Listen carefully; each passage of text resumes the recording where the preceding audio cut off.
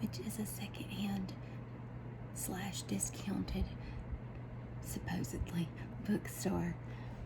I've gotten some good books there. I've gotten some good vinyl records there. This book, I didn't have this one when I was little, the new baby, but I did have Baby Dear, and I adored this book, and I had totally forgotten about it until I went to Second and Charles a few weeks ago, and I saw it, and I was taken back to being like a toddler, maybe up to 5. Just a little kid, a little girl that just loved this book. So, this is the one I want to share with you first. Just wait. It was made in the 60s.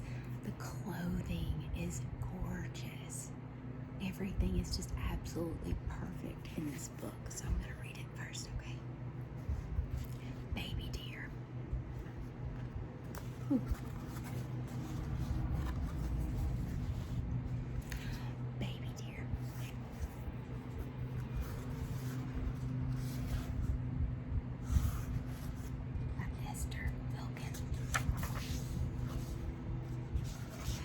Baby Dear is my brand new baby doll. Daddy brought her to me on a very special day.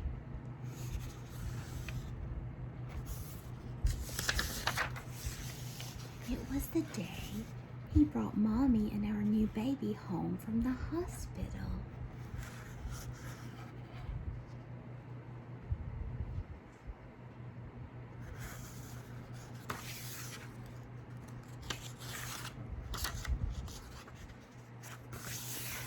Mommy loves her baby, and I love mine.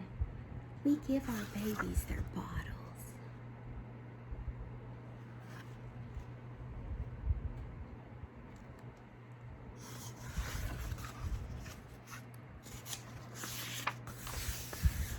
Then we pat their backs to bubble them. Mommy changes her baby, and I change mine.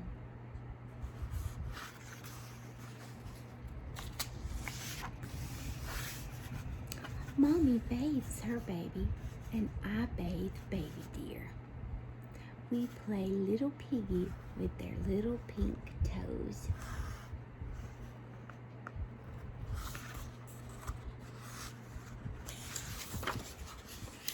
We dress our babies in their bonnets before we take them out. Mommy has a carriage for her baby, and I have one for Baby Dear. We go walking together with our babies.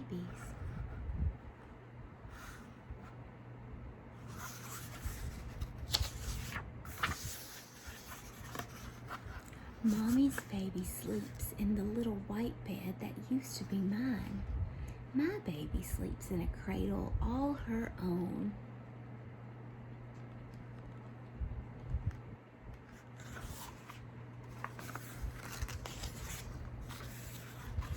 Mommy has a book for her baby, and I have one for Baby Dear. We write things in our books about our babies.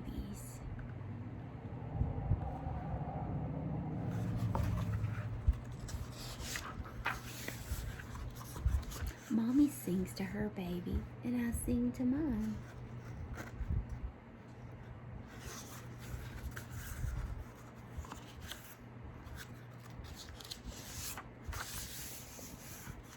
We smile at our babies and talk to them. Mommy says this is the way our babies know they are the most wonderful babies in the world.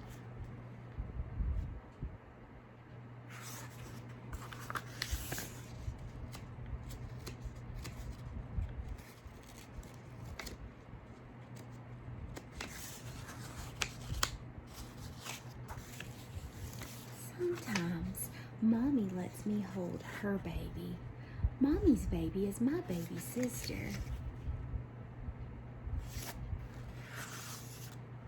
When my baby sister is a big girl, I will let her hold Baby Dear.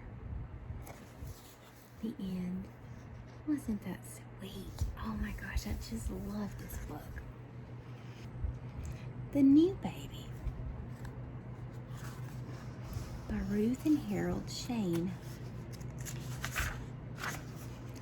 One day, a big green truck stopped in front of Mike's house. The delivery man took a large box from the truck and carried it to the porch where Mike was playing. What could it be? It wasn't Christmas, so it couldn't be a Christmas present. It wasn't a lawnmower. Daddy had a lawnmower. It wasn't a new tricycle. Mike had a new red tricycle. "Hello," Mike said to the delivery man. The delivery man said, "Hello there." "Is that for us?" asked Mike. "Yes," replied the delivery man. He rang the doorbell, then waited for someone to answer. "What's in it?" asked Mike. "It's a buggy." Mike wondered what a buggy could be. Mummy came to the door. "Bring the box right in," she said. The delivery man put the box by the window. Then he went back to the truck and drove away.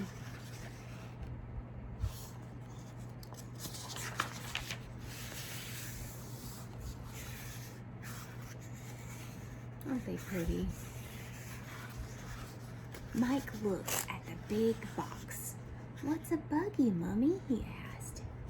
Daddy came in before Mummy had time to answer. "Aha," he said. "Here's our new buggy." "What is a buggy?" asked Mike again. "It's a little bed on wheels," said Daddy, opening the box. "You've seen them lots of times. It's for the new baby."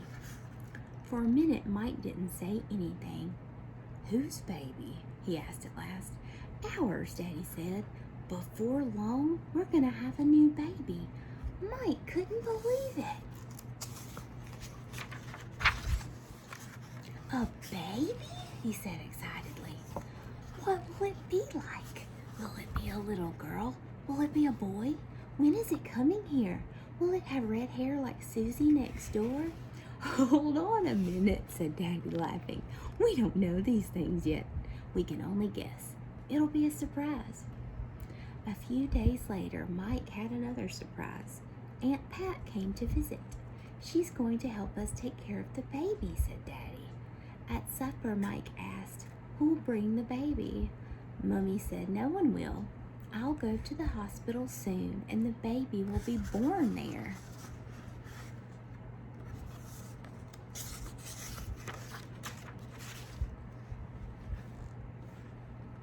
That night, Mike woke up.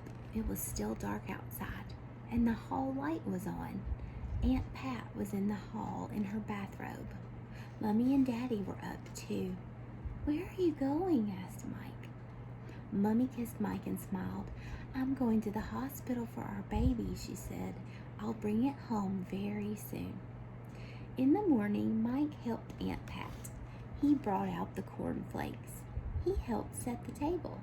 He carried the milk from the refrigerator. Then he ate every bite of his breakfast.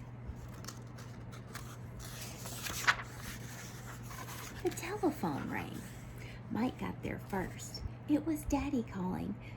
Daddy said, "Mike, you have a beautiful baby sister." "Oh," said Mike, handing the telephone to Aunt Pat. "Maybe I could run and tell Mrs. Blair." "Of course you may," Aunt Pat told him. So Mike ran next door as fast as he could. Before long, Daddy came home. He boosted Mike into the air and then went into the house. Just then, a big green truck stopped in front of the house. The delivery man took a big box from his truck. He was bringing it to Mike's house. What could it be?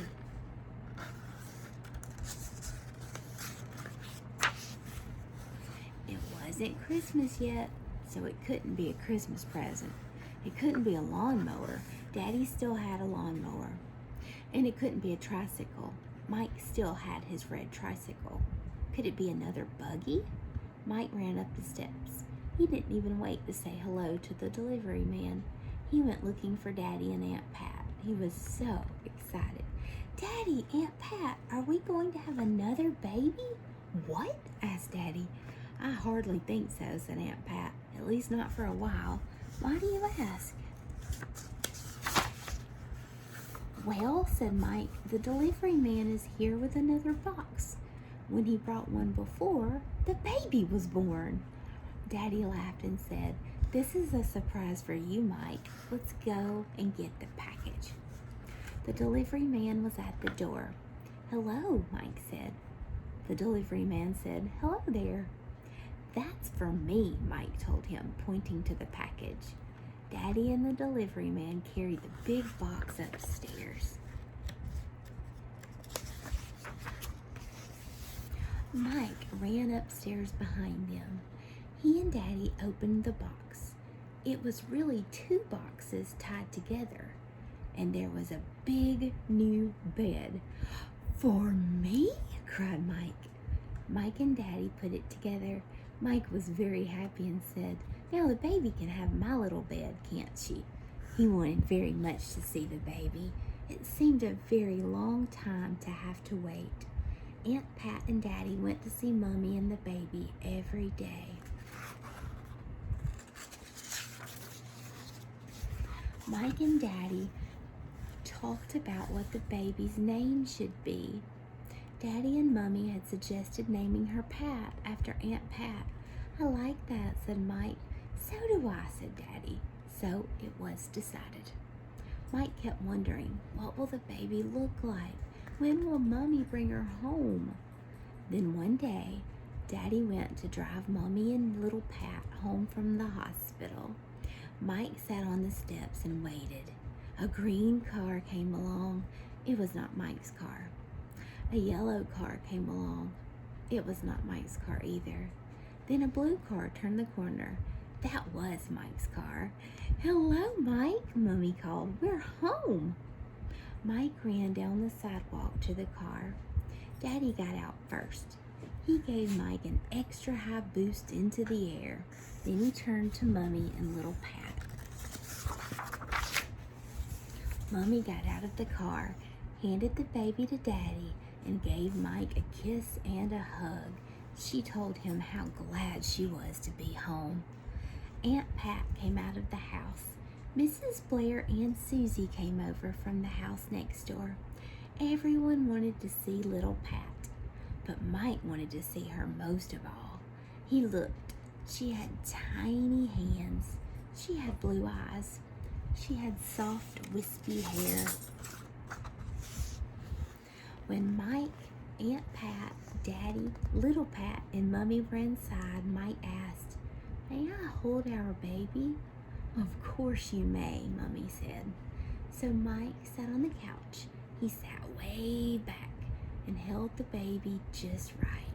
How proud Mike was. It was wonderful to have a baby, he thought.